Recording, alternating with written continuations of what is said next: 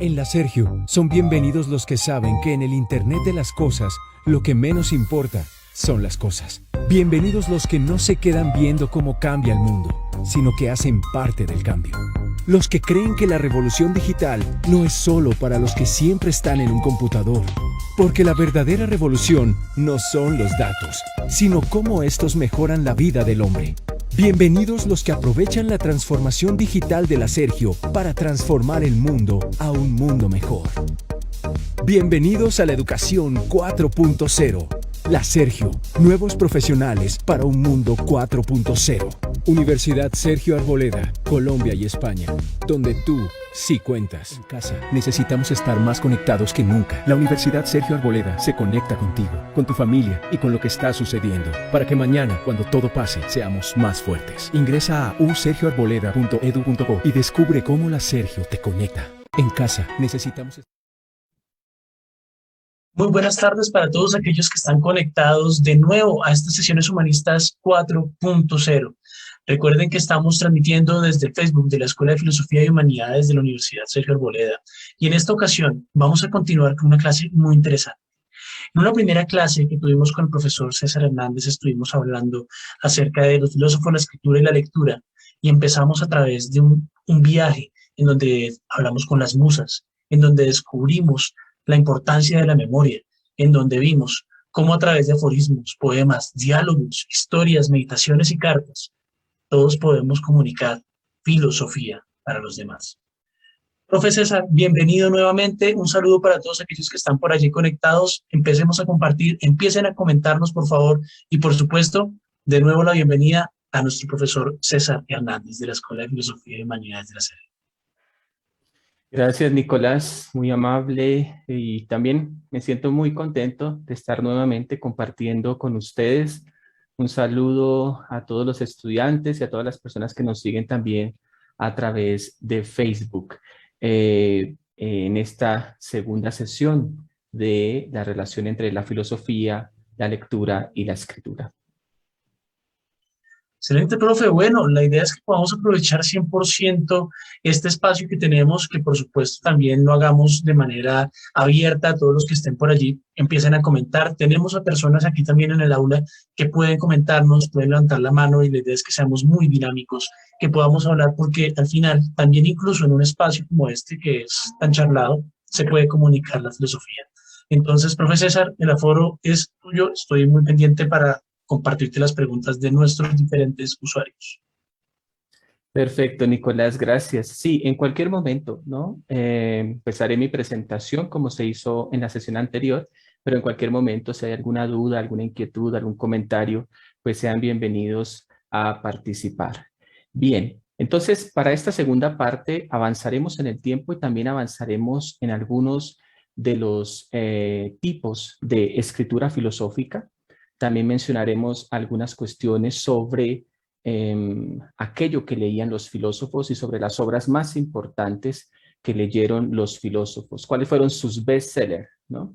Así como existen en el presente bestsellers o los libros más populares, también la filosofía ha tenido los libros más populares de su tiempo.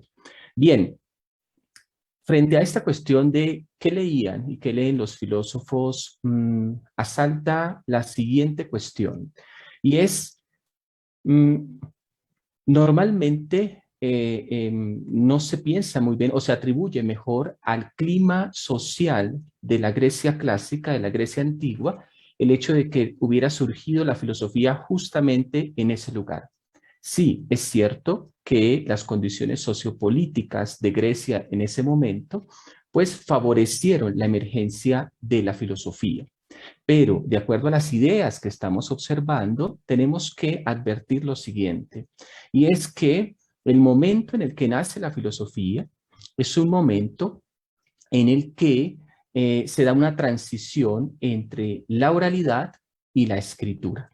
Cuando aparecen los grandes sistemas de pensamiento de Aristóteles y Platón, ya la Grecia de ese momento ha desarrollado una cultura en torno a la escritura.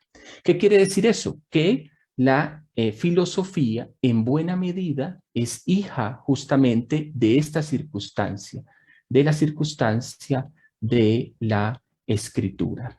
¿Mm?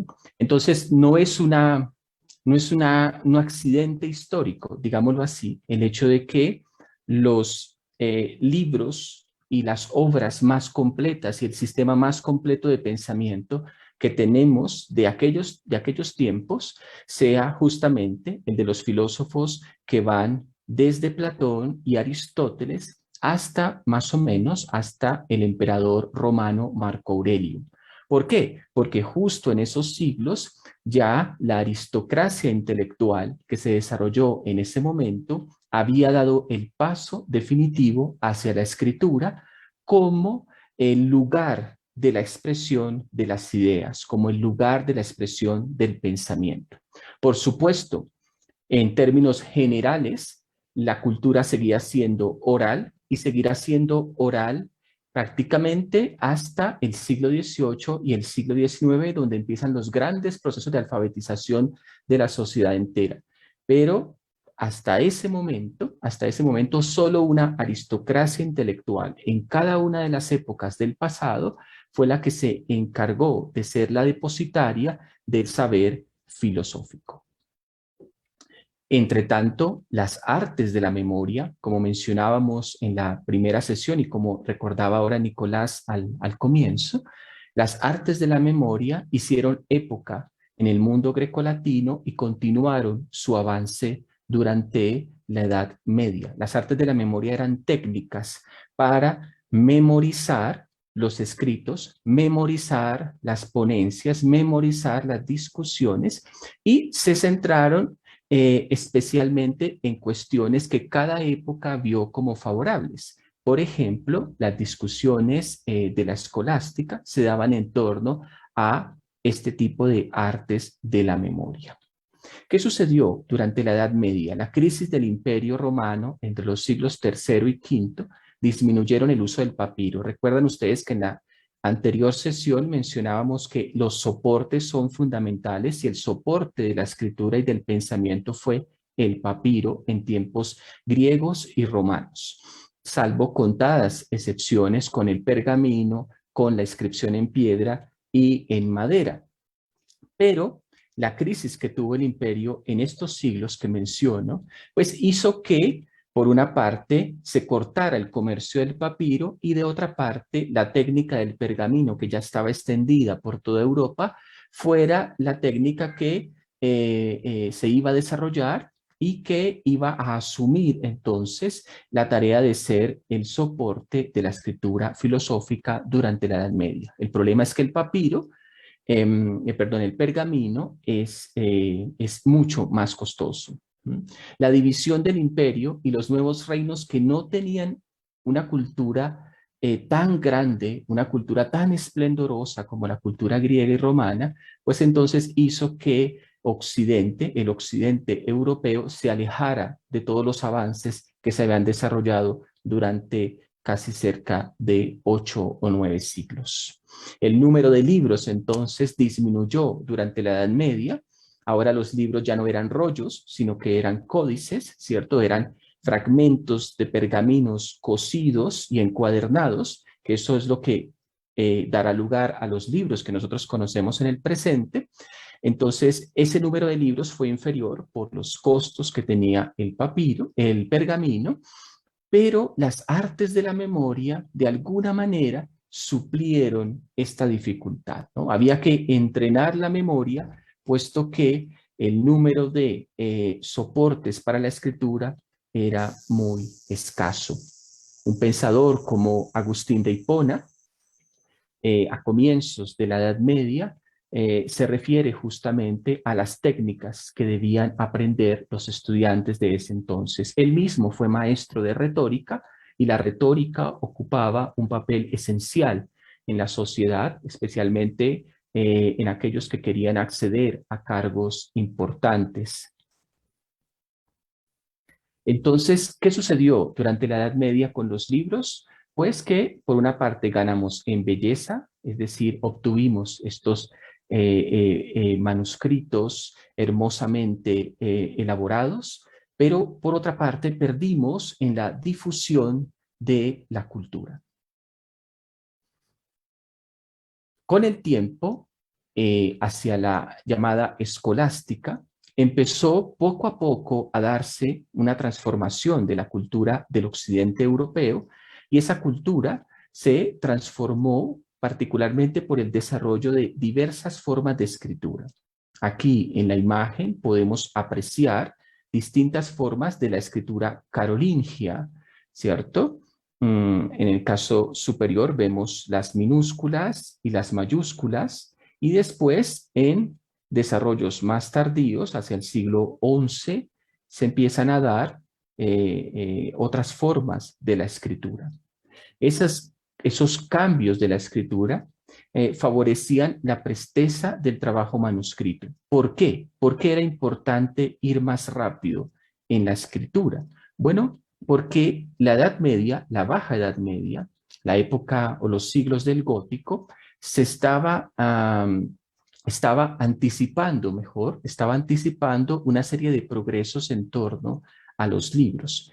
¿Cuáles progresos? En primer lugar, empieza a emerger una clase social que conocemos con el nombre de burguesía, la burguesía de la Edad Media, que era la clase comerciante, que empezó a contar con un capital suficiente para poder costear algunos de estos manuscritos. Estos manuscritos, como les mencionaba, no solo era costoso el papel, el pergamino, sino que además la composición podía tardar cerca de un año la elaboración de uno de estos libros. Entonces era muy costoso y acceder a la cultura era sumamente costoso. Pero entre los siglos XII y XIII se va a desarrollar entonces un auge del comercio en la Europa occidental, y la clase burgués, la clase comerciante, se va a ver favorecida por el auge del comercio, al punto que entonces ellos van a incrementar la demanda. Hasta ese momento, los escribas, las personas y los filósofos, la gran mayoría de filósofos y escribas, eran del mundo eclesiástico, ¿cierto? Eran monjes, eran frailes, sacerdotes, en fin, religiosas también, pero hasta ese momento se dio esa transformación a través del progreso de la burguesía, que permitió entonces que otras personas, seglares en esta ocasión, aprendieran a leer y aprendieran a escribir. La demanda creció hasta tal punto que entonces incluso mujeres que en ese momento no se les permitía a muchas de ellas aprender a leer o aprender a escribir, o que no se les permitía acceder a los libros, muchas mujeres empezaron entonces un proceso al interior de la cultura, ¿cierto? Que con el tiempo dará lugar entonces a la aparición de escritoras y filósofas, como veremos más adelante. Dentro de todo este universo fueron importantes las escuelas de traducción que ya existían en el mundo islámico. Cuando las cruzadas permitieron un choque violento entre el occidente cristiano y el oriente musulmán, estas cruzadas también favorecieron un intercambio cultural. En ese intercambio cultural, Occidente advirtió que estaba rezagado en materia de cultura, que estaba rezagado en materia de civilización.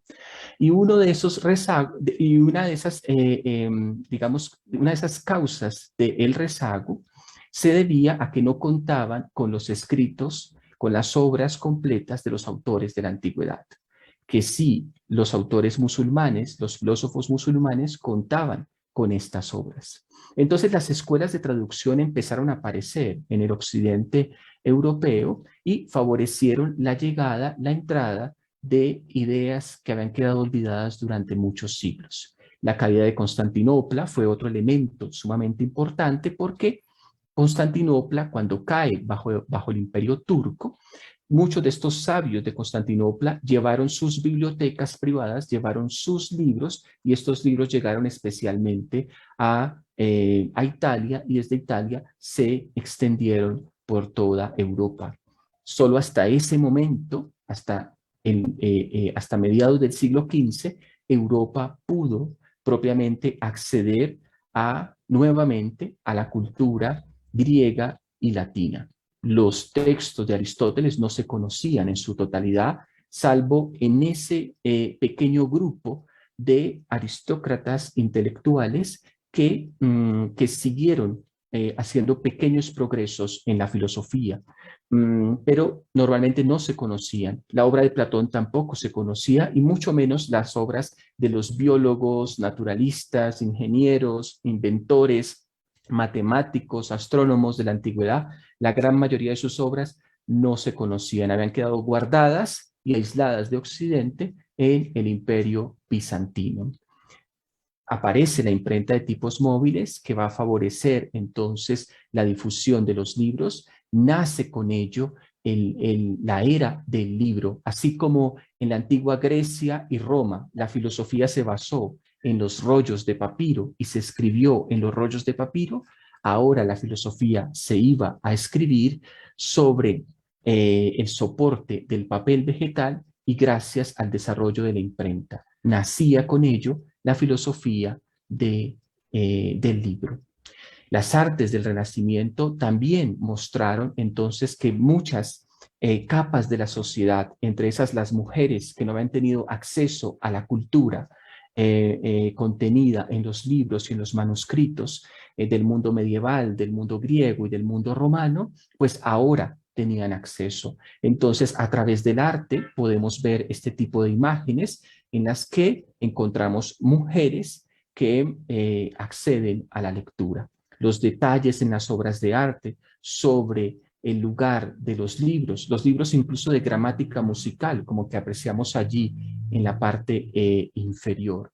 Surgirán también círculos intelectuales de filósofos. Va a renacer la Academia Platónica, que había sido cerrada en el 529, si mal no recuerdo, por un edicto de Justiniano, que fue la Academia de Filosofía que más tiempo duró en la antigüedad, cerca de 1000 años, y renace por un sabio de Constantinopla, Gemistio Fletón, y por un filósofo italiano, Marsilio Ficino, que es el primero que traduce la obra entera de Platón. Entonces, la obra entera de Platón se va a conocer en Occidente, la van a conocer los filósofos en Occidente solo hasta el siglo XV.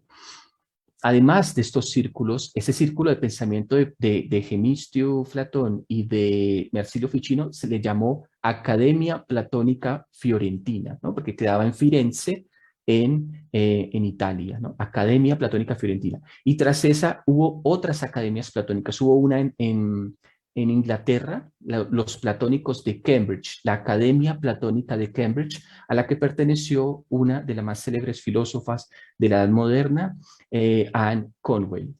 Bien, junto a ello aparece la figura entonces del filósofo humanista, y vemos la imagen superior a la derecha de Erasmo de Rotterdam, ¿no? Escribiendo, ¿cierto? Vean ustedes que el tópico de escribir, el filósofo que aparece con libros, con hojas, con plumas, el filósofo que está constantemente rodeado de los textos. Nace la filosofía de la mano de la escritura y de la mano de la lectura. A propósito de Erasmo de Rotterdam, ahora mencionaremos nuevamente Erasmo de Rotterdam sobre las lecturas más importantes. Fue un autor sumamente leído. ¿Qué leían los pensadores? Durante la Edad Media existió también una Wikipedia, es decir, existió un libro que lo contenía absolutamente todo. Nicolás, ¿tienes tu mano alzada?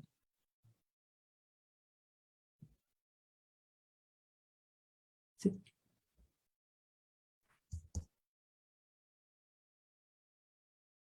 Espérame.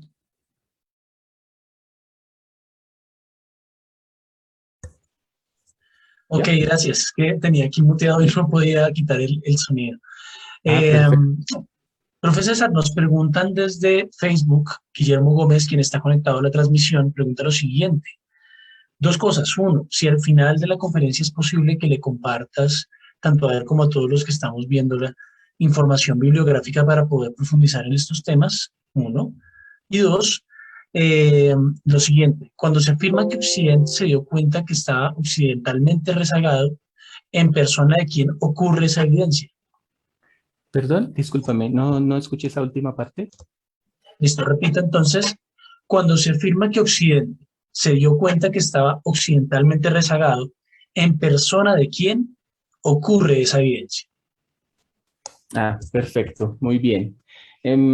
Durante la escolástica, el periodo que se ha dado en llamar como escolástica, que es en la Baja Edad Media, tras los siglos del Gótico, o junto a los siglos del Gótico, mejor, en ese momento ya existían escuelas de traducción. Entonces había había dos puntos intermedios entre los que el mundo musulmán y el mundo cristiano, o la filosofía en el mundo islámico y la filosofía en el occidente cristiano, entraron en contacto.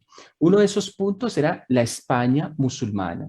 Allí existían escuelas de traducción en Córdoba y Toledo y trabajaban en conjunto cristianos, judíos y musulmanes. De otra parte, en la isla de Sicilia, en la actual Italia, al sur de la actual Italia, también existían algunas escuelas de traducción. Por ejemplo, la escuela de Cremona, al sur de Italia, también era un lugar en el que se encontraban las tres culturas.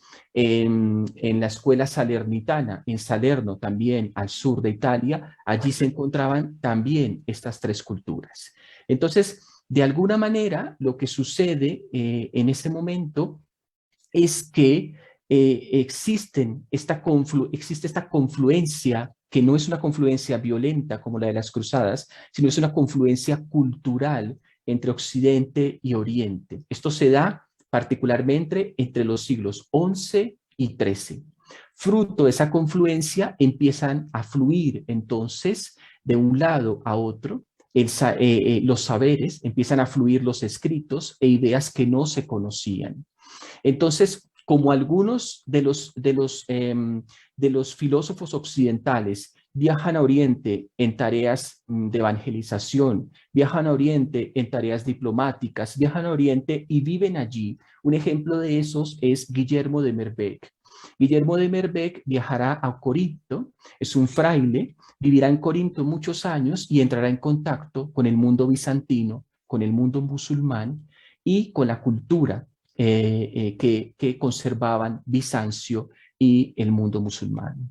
De hecho, Guillermo de Meerbeek va a ser la persona que por encargo de la orden dominica va a traducir la obra entera de Aristóteles. Esa traducción de la obra entera de Aristóteles en el siglo III es la que le va a servir a los grandes sistemas de filosofía de la escolástica, como el de Tomás de Aquino, el de Duns Scoto, el de Guillermo de Ockham y de otros pensadores. Es en ese momento, en esos puntos de confluencia cultural, cuando los intelectuales occidentales advierten el rezago frente a la cultura musulmana. Bien, y sobre la primera cuestión, por supuesto, al final yo les puedo enviar, incluso si quieren pueden dejar su correo o compartir su correo y yo les estaré enviando abundante bibliografía para ampliar todos estos temas. Bien, gracias Nicolás. Bien, les decía entonces que en la Edad Media hubo una Wikipedia, es decir, una obra que contenía todo el saber de la antigüedad. La escribió San Isidoro de Sevilla y se llamaba Las Etimologías. Y esta obra tiene todo, o sea, es una enciclopedia que uno puede mirar como, no sé, como ahora que están pasando tanto las películas de Harry Potter por octubre, entonces encuentra unos seres fantásticos como los que aparecen aquí, seres mágicos. Encuentra también descripciones sobre las leyes, sobre la filosofía, mejor dicho, todo lo que a uno se le ocurra, además que está ordenado alfabéticamente, todo lo que a uno se le ocurra para ese momento, el mundo antiguo quedó contenido allí en las etimologías de Isidoro de Sevilla. Y fue un libro que consultaron mucho los pensadores de la antigüedad. Otro texto que fue muy consultado, y eso por una variante de la escritura filosófica que surgió en ese entonces, fue el análisis de las sentencias. Las sentencias eran proposiciones puestas a discusión en las escuelas monásticas y catedralicias y después en las universidades o en las nacientes universidades del mundo medieval, en las escuelas palatinas también como la de Aquisgrán, fundada por Alcuino de York en época de Carlomagno. De todas estas sentencias, la más famosa, aquí muestro una página, fueron las sentencias de Pedro Lombardo. Eran textos en los que se discutían por cuestiones fundamentales o cuestiones últimas de la realidad. También otro texto que fue otros textos que van a entrar en la Edad Media, que van a empezar a ser muy leídos justo, y agradezco mucho la pregunta que recientemente hicieron, porque es justo esa confluencia cultural la que va a permitir que entonces estos textos sean la base para el desarrollo del pensamiento en Occidente. Aquí vemos una página de la traducción de Guillermo de Merbeck, de este intelectual que les mencionaba, de este filósofo y traductor de la Edad Media. Es una página del De Anima de Aristóteles, que no se conocía. Vean ustedes, siglos y siglos se sabía que existía una obra que se llamaba De Anima, pero no se conocía el escrito como tal. Además, muchas de estas traducciones previas a la de Merbeck, como la que hizo Gerardo de Cremona, no eran muy buenas traducciones, no eran traducciones muy críticas. Entonces, las traducciones también eran muy leídas por los filósofos y fue el comentario la base del ejercicio filosófico durante la Baja Edad Media. Ya en el Renacimiento aparecerán los libros prohibidos, ¿no? Estos son libros que van a ser perseguidos, que van a ser censurados.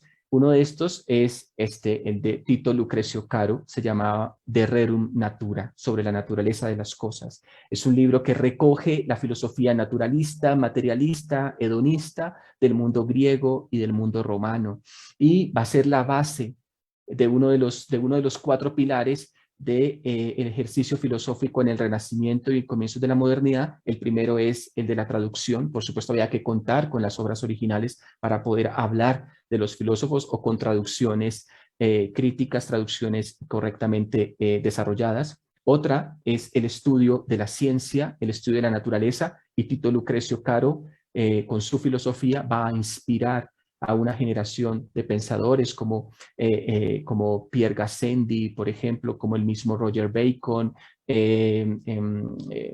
Michel de Montaigne, que escribió los ensayos, decía que una de sus lecturas favoritas era justamente De Rerum Natura.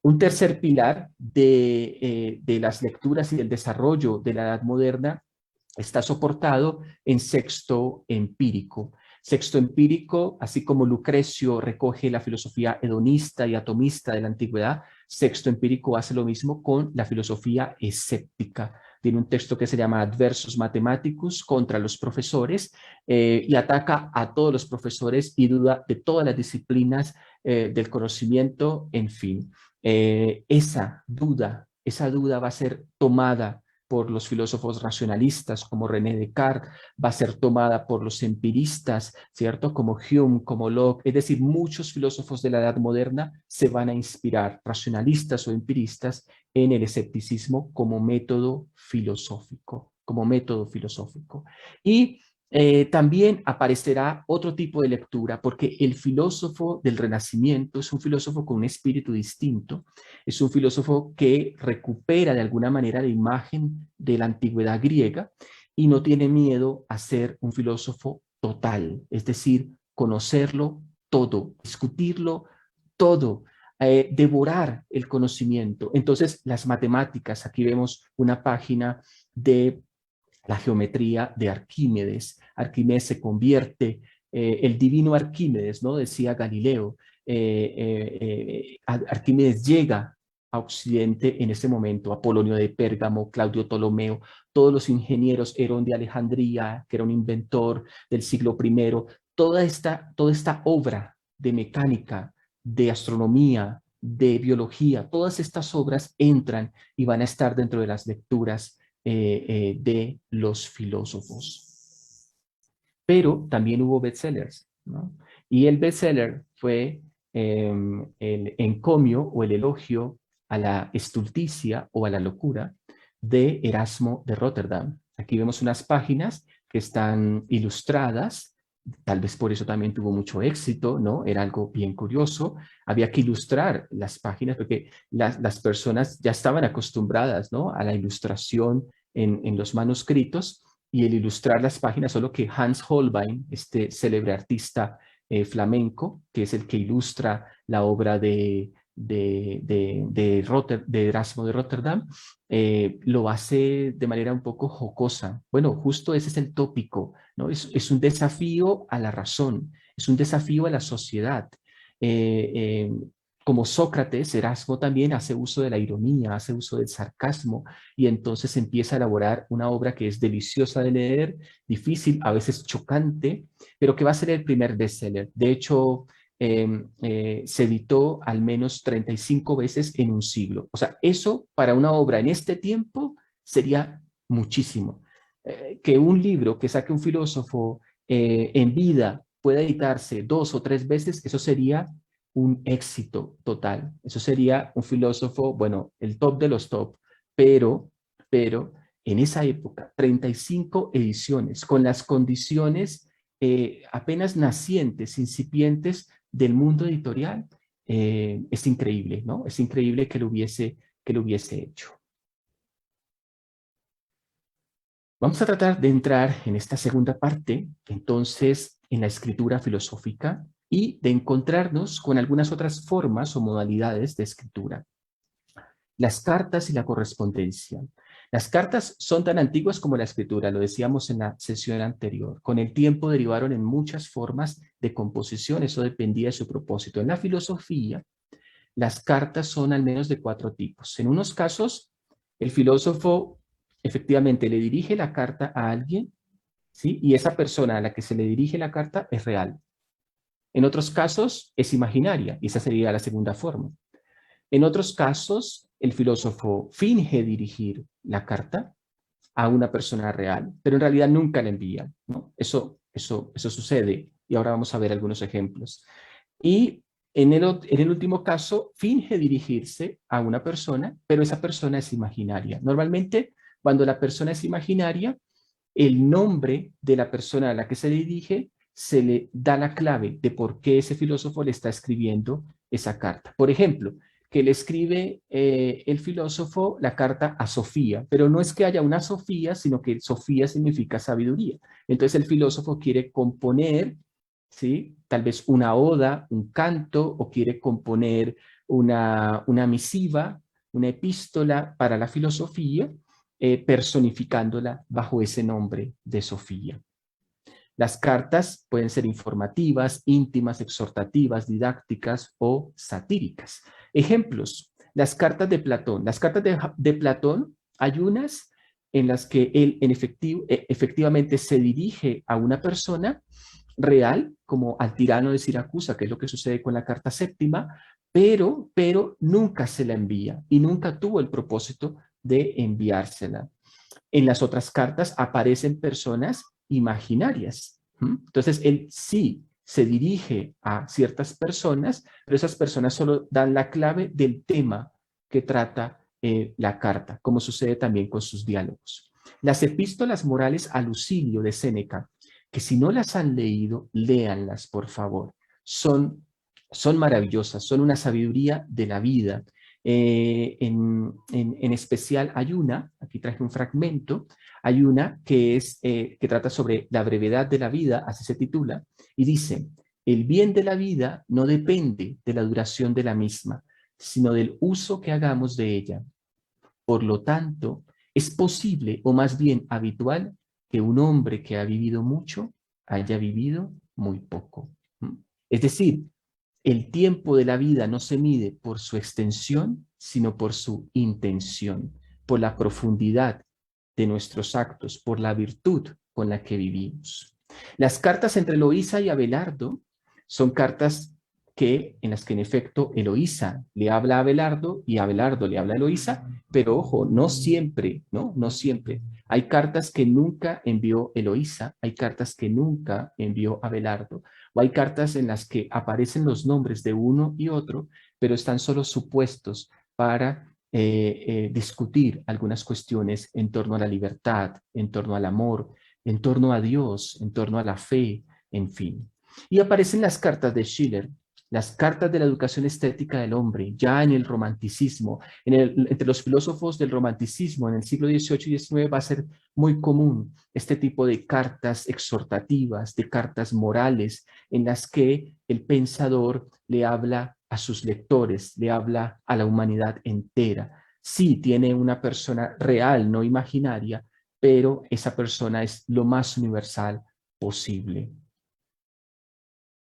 En el caso de Abelardo y Eloísa, hay una carta en la que Eloísa le dice a Abelardo: maldice todas las leyes menos las que ha hecho el amor, ¿no? Abelardo tenía un conflicto, ¿cierto?, entre el hecho de amar a Eloísa y no poder estar junto a ella. Dudaba entonces Abelardo y le responde Eloísa que no maldiga las leyes que ha hecho el amor, independientemente de que no pudieran estar juntos. Otra cuestión que surge en la modernidad con las cartas es la correspondencia entre científicos y filósofos, pero aparece también un espacio para las mujeres. Nuestra Eloísa no va a ser Eloísa la primera y la última mujer que se va a comunicar y que va a hacer filosofía a partir de las cartas. Aparece la figura de Isabel de Bohemia, que es la primera persona, la primera filósofa que plantea una serie de dudas que aún tratamos de resolver frente a la filosofía cartesiana, y le comunica en una de sus cartas, de modo que le pido una definición del alma, le dice Isabel de Bohemia, que se aproxime a su naturaleza de un modo más exhaustivo que la que ofrece en sus meditaciones. Bueno, Isabel de Bohemia tenía la misma impresión que uno tiene cuando lee las meditaciones metafísicas y termina la lectura de esta obra de Descartes y dice, bueno, aquí qué es lo que quiere decir, ¿cierto? Isabel de Bohemia le dice, quiero una definición que distinga lo que hace el alma, es decir, sus funciones, sus propiedades, sus facultades, de lo que es decir, su esencia, su substancia. Y aún en las neurociencias, aún en la filosofía de la mente, se sigue discutiendo esta cuestión de cuáles son las facultades de la mente humana, cómo entenderlas y qué es la mente o qué es el alma, ¿no? Bien, bueno. Entonces, la correspondencia va a ser muy común entre filósofos y filósofas, y las cartas van a ser un vehículo para las filósofas. A propósito del papel de las mujeres frente a la escritura y el ejercicio filosófico, hubo culturas como la cultura japonesa en la que las mujeres en ciertas épocas, especialmente en el periodo Nara y en el periodo Heian, las mujeres disfrutaron de una cercanía. Ellas eran las portadoras de la cultura. De hecho, la novela clásica de la literatura japonesa más famosa de la historia, Genji Monogatari, que es la novela de Genji, fue escrita por una mujer. Entonces, durante el periodo Nara y el periodo Heian, las mujeres en Japón pudieron hallar a través de la escritura un vehículo de expresión de sus sentimientos y de sus pensamientos. En Occidente, después de Isabel de Bohemia, siguieron muchas mujeres esta comunicación, esta correspondencia, y las mujeres empiezan a acceder y surgirán figuras tan grandes como la que aparece aquí en la imagen de la derecha, la filósofa francesa Émile du Châtelet, traductora de la obra de Newton, de Principia Mathematica, y difusora de la obra newtoniana por Europa. La obra de Newton se había escrito en latín, muy pocas personas sabían leer latín, muy pocas personas conocían y entendían a Newton. Émile du Châtelet se unió con Voltaire y de hecho publicaron un libro para entender la mecánica newtoniana, para entender la física newtoniana. En buena medida, estos dos filósofos fueron los responsables de uno de los pilares de la Ilustración, ¿cierto? Que fue el modelo newtoniano de la ciencia.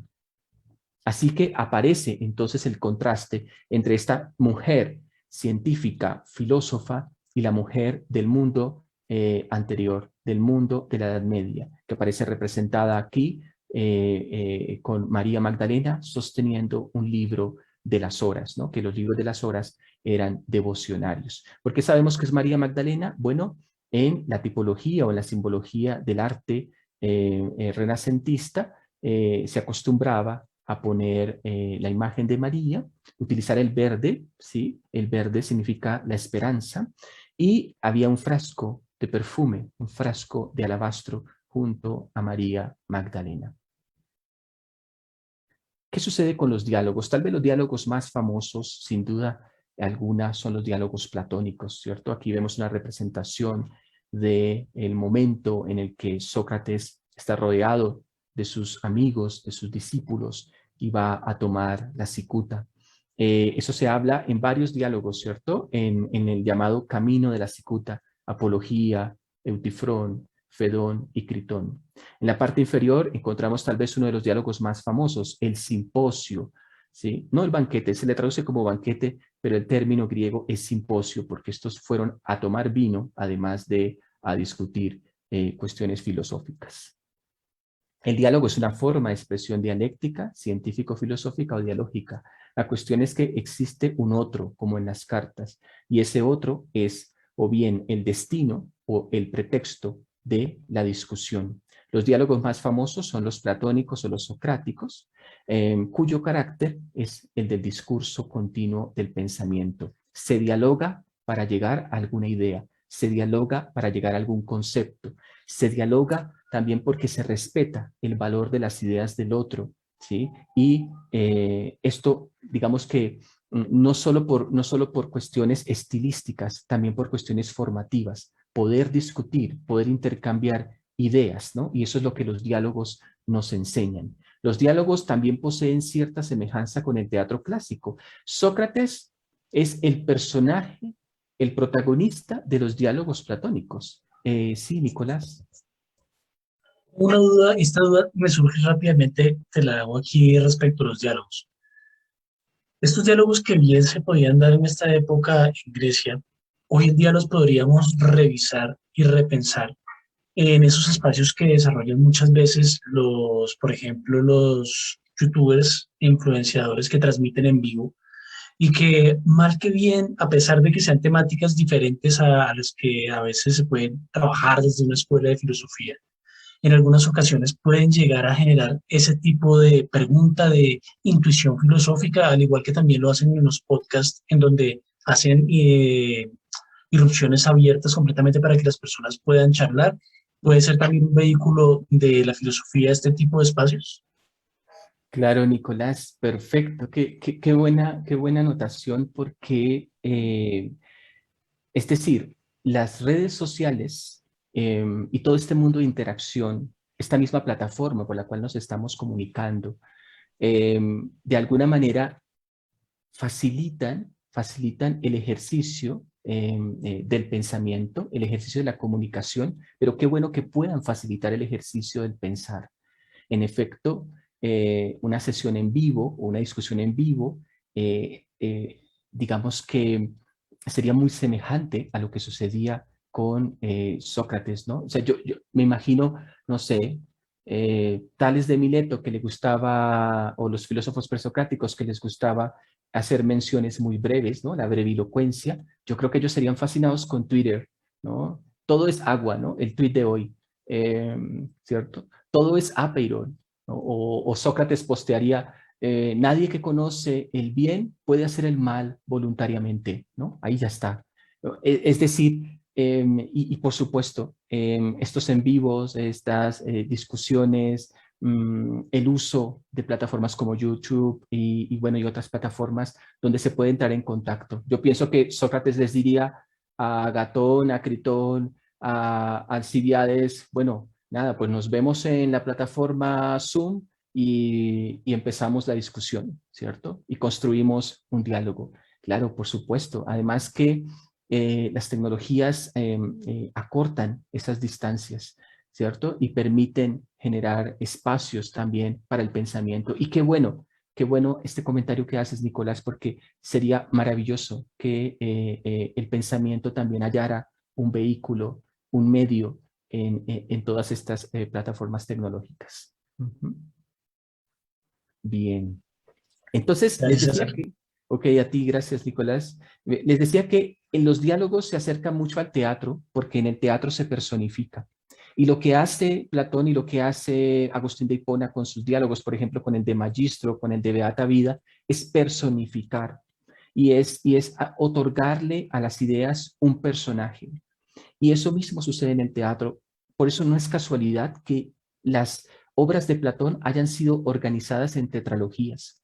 Las obras de teatro antiguo se organizaban en 3 tragedias y una comedia, y así era como eran presentadas en los festivales. Las obras de Platón se organizaron también en tetralogías, como si fueran 3 tragedias y una comedia o una tragicomedia o una sátira. Pero en todo caso eran 4. Los autores antiguos entonces organizaron en 9 tetralogías las 36 obras completas de Platón. Las otras quedaron por fuera, pero les mencionaba ahora las obras del Camino de la Cicuta, de los acontecimientos en torno a la muerte de Sócrates. Entonces eran 4: Apología, Eutifrón, Fedón y Critón. Los 4. Y asimismo, todos los tópicos fueron organizados a través de de ese orden dado al teatro griego. O sea que hay un vínculo entre la teatralización y el ejercicio filosófico. Se necesita, ¿no? Saber, no solo llegar, sino saber llegar, ¿no? Para discutir, porque la filosofía también tiene una tarea pedagógica. Y esa tarea pedagógica no está solo no se da solo en la relación entre el profesor y el estudiante, se da también en la relación entre el filósofo y la sociedad y el tiempo en el que vive. Una forma de diálogo es el diálogo consigo mismo, es el soliloquio, la meditación, la confesión. Es una evolución y que se dio principalmente en época romana. San Agustín tiene diálogos como de Magistro y de Beata Vida, que ahora les mencionaba, y tiene un soliloquio que se llama Las Confesiones. Así también se denomina el soliloquio de Rousseau, Las Confesiones. Otros diálogos importantes son los del filósofo que vemos aquí, filósofo ecléctico, que normalmente se le ubica dentro del estoicismo, pero en realidad es una mezcla entre el platonismo, el escepticismo, en fin, ya en la época de Cicerón, en el siglo I antes de nuestra era, había una mezcla de todas las escuelas. De Officiis, que es una obra de Cicerón, que también la recomiendo muchísimo, es una obra deliciosa de leer. Los diálogos sobre 2 sistemas de Galileo, los científicos también utilizaban el diálogo filosófico. Bueno, en esa época no existía el nombre científico, ¿no? El nombre científico existió solo hasta 1848. Los científicos se llamaban a sí mismos filósofos. Galileo se llamaba a sí mismo filósofo, Newton se llamó a sí mismo filósofo, en fin. Los diálogos sobre la religión natural de Hume también son otro ejemplo. Aquí vemos un fragmento del filósofo romano, del rey filósofo, que por fin se realizó el sueño de Platón, el rey filósofo en la figura de Marco Aurelio. Al despuntar la aurora, hasta estas consideraciones previas, dice en su obra Las Meditaciones: me encontraré con un indiscreto, un ingrato, un insolente, un mentiroso, un envidioso, un insociable. Sus meditaciones son un reconocimiento a aquellas personas que lo formaron, a aquellas personas que le dieron los valores por los cuales él ha podido disfrutar de una vida buena.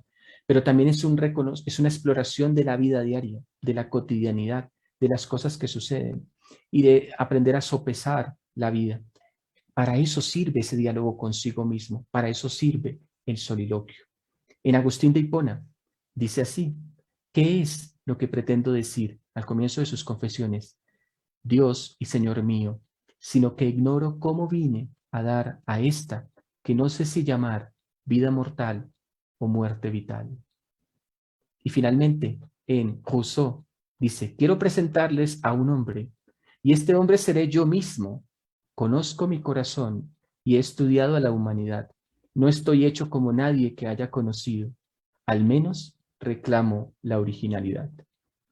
Cada uno de ellos con su estilo, ¿cierto? Cada uno de ellos tiene una forma especial, ¿cierto? De expresarse, pero en cualquier caso es un ejercicio de hablar consigo mismo. Y este es un ejercicio íntimo que a veces los filósofos han querido compartir y han dejado a la posteridad, como Marco Aurelio, Agustín de Hipona o el mismo Rousseau. Creo que hay una pregunta en el chat. Sí, efectivamente hay una pregunta muy interesante de Carlos Luis Oñate y pregunta lo siguiente sobre los libros o textos. ¿Qué decir de los libros hoy? Pues parece que con el desarrollo tecnológico los libros caen progresivamente en el olvido. ¿No hay una preferencia más por recurrir a los videos que explican que ir a los textos mismos? ¿Acaso son hoy olvidados porque el leer, más que un simple ver con los ojos, es una forma de interpretar, un trabajo de la inteligencia, un esfuerzo por descubrir el sentido de los textos? Así pues, los libros, la lectura y la escritura tienen algo que decir al hombre de hoy. muy bien, Carlos. Muchas gracias por esa buena pregunta. Pues mira, en, cuando nació la imprenta, hace ya más de 500 años, un siglo después, se habían editado se habían realizado, perdón, cerca de 10.000 ediciones durante el siglo XVI, sí, del siglo XVI, el siglo de Erasmo, el siglo del bestseller. El número de libros en ese entonces era alto, pero no tan alto como en el presente. Hoy día, cualquier año, se publican más libros y salen más ejemplares. Claro, ¿de qué? Es otra cosa, pero se publican más libros y se editan más ejemplares que los que cualquier otra época anterior. En realidad, en el presente, anualmente se publican cerca de 2 millones de libros. Y eso implica, de acuerdo al tiraje medio, hablar de cerca de 5.000 millones de ejemplares anualmente. A ver, en un mundo de casi 8.000 millones de personas, cualquier cosa que se haga se hace en grandes números. Y por supuesto, el libro tiene un encanto. El libro desafía, pero también están otras opciones. Está la literatura digital, está el libro digital, está abordar el libro no solo por el escrito mismo. Por supuesto, el tocar las hojas tiene un encanto, el ver el texto, el sentir el texto tiene un encanto, pero también hay quienes pueden encontrar un encanto en el libro digital, en pasar las hojas, ¿sí? Tocando una pantalla, no solo sintiendo el papel, sino pasando una pantalla. Entonces, para responder a tu pregunta, por supuesto, la lectura y la escritura tienen algo que decir al hombre de hoy. Tienen mucho que decir. Tal vez cuando salió la imprenta hace más de 500 años, las personas, por ejemplo, pensaron que los seres humanos se iban a olvidar de escribir, porque ya no necesitaban escribir. Pero al contrario, hasta el día de hoy, por ejemplo, la Asociación de Calígrafos y de Escribas más antigua del mundo, que tiene 800 años, que está en Gran Bretaña, aún existe hasta el presente. La caligrafía aún permanece y la escritura aún permanece. Entonces, hay cosas que no van a desaparecer. ¿Por qué? Porque están vinculadas a la esencia de nuestra naturaleza, porque están vinculadas a lo que significa ser humano. Y la lectura y la escritura están vinculadas a ello. Que hallaremos otros soportes, que antes se leyó en piedra, que antes se leyó en tablillas de arcilla, que antes se leyó en papiro, que antes se leyó en pergaminos, que hoy día se lee en papel o que se lee en digital. Bueno, esos soportes seguramente se transformarán y se seguirán transformando, pero que seguro que la lectura y el encanto de la lectura y la escritura y el encanto de la escritura estarán presentes. ¿Por qué? Porque nos definen como seres humanos. De hecho, la historia comienza cuando comienza la escritura. Propiamente dicha, tenemos memoria de la historia a partir de la escritura. Que ahora sea digital, sí. Que ahora sea transmedia, sí. Y que seguramente van a avanzar de muchas formas, sí, van a hacerlo. Pero ahí está el desafío que se lanza a la filosofía, que se lanza al pensamiento. Por eso les mencionaba el caso de Tales de Mileto. Yo creo que los filósofos presocráticos serían encantados con Twitter. Claro, y las personas se quejan mucho de que a veces en Twitter hay mensajes muy malos. Pues bueno, qué bien, como decía Thomas Carlyle, las cosas están mal, qué bien, porque tenemos mucho trabajo, tenemos muchas cosas que hacer. Entonces, si no se les da el uso correcto, enseñemos a dar un uso correcto. Si no hay un espacio para el pensamiento en los medios digitales, pues ocupemos ese espacio para el pensamiento en los medios digitales. Bien, gracias, Carlos Luis.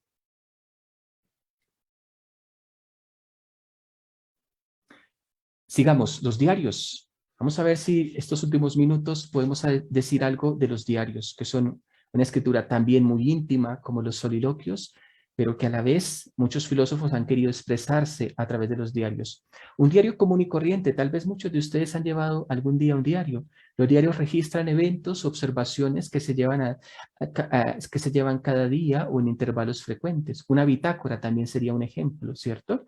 En filosofía, un diario contiene actividades personales también, junto con reflexiones y pensamientos. Eso es lo que lo hace diferente de un diario común o de un diario corriente. Estos escritos ofrecen como las cartas una oportunidad sin igual para entrar en la formación del filósofo y de sus ideas. Puedo recordarles ahora el diario de Kierkegaard, los diarios de Hannah Arendt, los notebooks o los diarios de Ludwig Wittgenstein, especialmente los de la época en la que sirvió como enfermero en la Primera Guerra Mundial, son maravillosos para encontrarse con el pensador, ¿no? Y ahí como que se encuentra uno con el pensador de carne y hueso, no con el pensador abstracto del Tractatus Lógico-Filosóficos, ¿no? Sino el pensador de carne y hueso, con el ser humano que ha aprendido a hacer del pensamiento una actividad vital, ¿no? Allí se encuentra uno con ese Kierkegaard. El diario íntimo de Umberto Eco no solo es una expresión de su propia vida, sino también del ejercicio de pensar a través de un diario. Aquí vemos un ejemplo de Wittgenstein. Mi problema, dice él, el 8 de marzo de 1915, mi problema es solo una enorme dificultad de expresión, ¿no? Curioso. El filósofo del lenguaje, uno de los filósofos más grandes de la historia, un filósofo del lenguaje más grande de la historia, y dice, mi problema es solo una enorme dificultad de expresión. Y el 11 de junio de 1916 escribe, orar es pensar en el sentido de la vida. También está el diario de Kierkegaard, también es un diario maravilloso para leer, y dice lo siguiente, el 1 de agosto de 1835 en su diario, lo que realmente necesito tener claro, lo que debo hacer, no lo debo saber. Lo que importa es encontrar un propósito, lo crucial es encontrar una verdad que sea verdad para mí, encontrar la idea por la que estoy dispuesto a vivir y a morir. Más adelante, bueno, por el espacio no lo pude incluir, pero más adelante dice que esa idea por la que él está dispuesto a vivir y a morir es por el amor a Dios, ¿no? Recuerdan que Kierkegaard, él reflexiona mucho sobre la relación entre Dios y el ser humano. Los medios de la escritura también han evolucionado. Ahora, a propósito de la pregunta de Carlos Luis, aquí están las tablillas con el cáñamo, como escribían hace 5000 años, el estilete, ¿sí?, untado de tinta sobre el papiro, la tablilla de cera en época romana, ya el papel, el pergamino y la pluma en época medieval, el estilógrafo ya en época moderna, y ahora el bolígrafo con el que todos escribimos, o ahí está también el computador personal, ¿sí?, para escribir sobre el teclado. Los ensayos también son composiciones literarias, analíticas, interpretativas, que generalmente tratan su contenido desde el punto de vista personal. Los ensayos filosóficos son esfuerzos del pensamiento, a veces experimentales, en los que se desea expresar de la forma más clara y accesible una idea desarrollada. Tal vez Montaigne, que aparece allí, su imagen, sea el ensayista más famoso. Pero también hay otros ensayistas, el ensayo del conocimiento humano de John Locke, que dice, he puesto en tus manos lo que ha sido la diversión de algunas de mis horas ociosas y pesadas. Es normal que el ensayista le hable mucho al lector y trate de intercambiar con el lector impresiones. Otro ensayista famoso fue Ralph Waldo Emerson, este filósofo norteamericano. Hay una mente común a todos los hombres. Lo que Platón ha pensado, puedes pensarlo. Lo que un santo ha sentido, puedes sentirlo. Lo que en cualquier momento le ha sucedido a cualquier hombre, puedes comprenderlo. Pero hay un momento de la educación en el que todo hombre llega a la convicción de que la envidia es ignorancia y que la limitación es un suicidio. Sí, dime, Nicolás. Encuentro una analogía de pronto llamativa de este tipo de ensayo con lo que algunas personas desarrollan a través de los vlogs, de los blogs pero en video, en donde empiezan a soltar todo su pensamiento respecto a X o Y concepto y prácticamente están interpelando al que está observando, pero también de cierta manera están contando su pensamiento completamente y de manera desnuda. Así es, Nicolás. En efecto, lo que se hace en el ensayo es muy semejante. De hecho, los blogs en principio aparecieron como eso, ¿no? Aparecieron como un espacio justamente para depositar de la manera más libre posible su pensamiento. Ujú. Y terminamos con el filósofo francés Albert Camus, que también fue Premio Nobel de Literatura a mediados del siglo XX. Y dice en uno de sus ensayos tal vez más conocido, El mito de Sísifo, dice: las siguientes páginas tratan de una sensibilidad absurda que puede encontrarse dispersa en el siglo y no de una filosofía absurda que en nuestra época, hablando con propiedad, no ha conocido.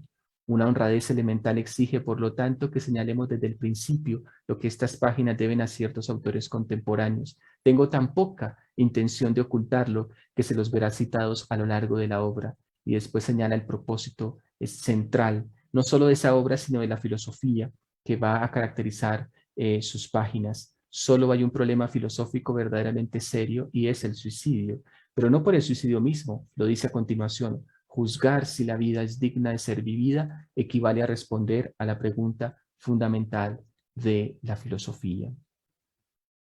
Como vemos o como hemos visto, los filósofos entonces han utilizado distintos soportes, distintas formas de la escritura, distintas formas de acercarse a la lectura. Tal vez la escritura y la lectura todas las tenemos en la mente porque hacen parte de imágenes cotidianas de nuestra vida, cuando aprendimos a leer, cuando aprendimos a escribir, las dificultades que tuvimos. Tal vez si compartíamos de esa lectura con nuestra familia, con nuestros padres, con nuestros abuelos. En cualquier caso, la lectura y la escritura de textos en cualquier soporte que estemos hablando, pero también la estructura del pensamiento ha estado vinculado a esa primera aristocracia intelectual, a esa transición que se dio en el mundo antiguo y que después, con el avance de la modernidad, se extendió a todas las capas de la sociedad. En un libro que estoy concluyendo, quise traerles un fragmento de ese texto que dice: hay cierto epicureísmo en la escritura filosófica, esto es, un placer al creer que podemos oír el pensamiento en el tenue sonido del lápiz o el bolígrafo sobre el papel o en nuestros dedos pulsando el teclado o la pantalla. Bien, muchas gracias. César, muchas gracias a ti. Efectivamente, qué gran presentación, qué interesante, qué chévere como hemos viajado a través de toda la historia, a través de todos estos tipos diferentes de expresión de la filosofía, que de alguna u otra forma termina saliendo, ¿no? Como si fuera necesario que huyera a través de alguno de los medios que tenemos para poder comunicarnos como humanos. No sé si tenemos más preguntas en este momento en la transmisión. Ya no tenemos preguntas y tenemos por aquí un correo de Carlos Méndez que seguramente está a la espera de que le puedas compartir, por supuesto, más bibliografía y que pueda también investigarla. Agradecemos a todos aquellos que estuvieron por allí, tanto conectados como enviando sus preguntas directamente desde el Zoom o los que estuvieron conectados también a través de Facebook. En esta ocasión vamos cerrando porque ya tenemos también otro evento en el que, como les decía, hace parte José Ángel Hernández, el decano de la nueva escuela de historia, y los invitamos a que hagan parte también de este evento. Profe César, de nuevo muchas gracias y esperamos poderte ver, por supuesto será así en las redes, pero poderte ver con más clases y más transmisiones en vivo a través de nuestra página de la Escuela de Filosofía y Humanidades. Gracias, Nicolás, a ti por esta invitación. Gracias a todos los asistentes, a sus preguntas, a sus inquietudes. Y bueno, espero poder tener nuevamente este espacio para compartir con ustedes algunas ideas. Que estén muy bien. Profe César, muchas gracias. Gracias a los que estuvieron conectados. Los invitamos, por supuesto, a seguir compartiendo estos contenidos, ya que hacen parte de este entramado de saberes que queremos de llevar a cada uno de ustedes y que ustedes puedan llevarlo también a las diferentes personas que hacen parte de su comunidad. Así es la Escuela de Filosofía y Humanidades en la Sergio. Queremos, por supuesto, llevar las humanidades al mundo. Nos vemos en una próxima emisión y síganos a través de las redes sociales. Hasta luego. La Sergio, son bienvenidos los que saben que en el Internet de las cosas, lo que menos importa son las cosas. Bienvenidos los que no se quedan viendo cómo cambia el mundo, sino que hacen parte del cambio. Los que creen que la revolución digital no es solo para los que siempre están en un computador, porque la verdadera revolución no son los datos, sino cómo estos mejoran la vida del hombre. Bienvenidos los que aprovechan la transformación digital de la Sergio para transformar el mundo a un mundo mejor. Bienvenidos a la educación 4.0. La Sergio, nuevos profesionales para un mundo 4.0. Universidad Sergio Arboleda, Colombia y España, donde tú sí cuentas. Estar más conectados que nunca. La Universidad Sergio Arboleda se conecta contigo, con tu familia y con lo que está sucediendo, para que mañana, cuando todo pase, seamos más fuertes. Ingresa a usergioarboleda.edu.co y descubre cómo la Sergio te conecta. En casa, necesitamos estar más conectados que nunca. La Universidad Sergio Arboleda se conecta contigo, con tu familia y con lo que está sucediendo, para que mañana, cuando todo pase, seamos más fuertes. Ingresa a usergioarboleda.edu.co y descubre cómo la Sergio te